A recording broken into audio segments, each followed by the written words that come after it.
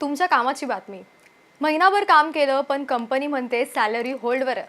Phone केले, mail केले तरी पगार खात्यात नाही येत आहे. मग अशा वेळी कर्मचारी काय करू शकतो? तुमचे कायदेशीर हक्क काय आहेत हे समजून घेऊयात.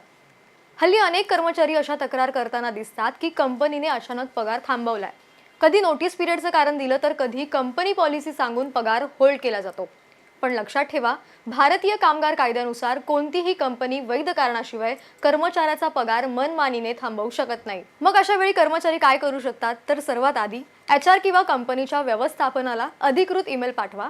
त्यात थकीत पगाराची स्पष्ट मागणी करा आणि पगार जमा करण्यासाठी 7 ते 15 दिवसांची मुदत द्या. कारण अनेकदा लेखी तक्रारीनंतर कंपन्या विषय गंभीरपणे घेतात. मात्र याआधी तुमच्या अपॉइंटमेंट लेटरमध्ये नोटीस पिरियड किंवा सॅलरी होल्ड बद्दल काही अटी आहेत का ते नीट वाचा.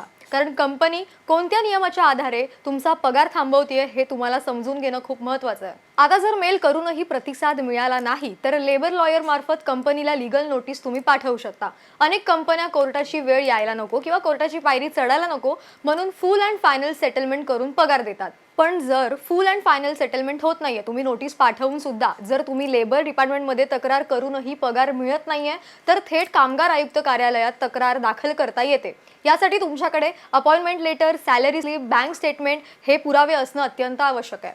यानंतर लेबर डिपार्टमेंट कंपनीला नोटीस पाठवतं आणि दोन्ही बाजूंमध्ये समन्वय आणण्याचा प्रयत्न केला जातो. आणि जर 45 दिवसातही प्रश्न सुटला नाही तर इंडस्ट्रियल डिस्प्यूट ॲक्ट 1947 अंतर्गत लेबर कोर्टमध्ये खटला दाखल करण्याचाही पर्याय कर्मचाऱ्यांकडे असतो. म्हणूनच पगार थांबवला म्हणून घाबरू नका, कारण कायदाही कर्मचाऱ्यांच्या पाठीशी उभा आहे.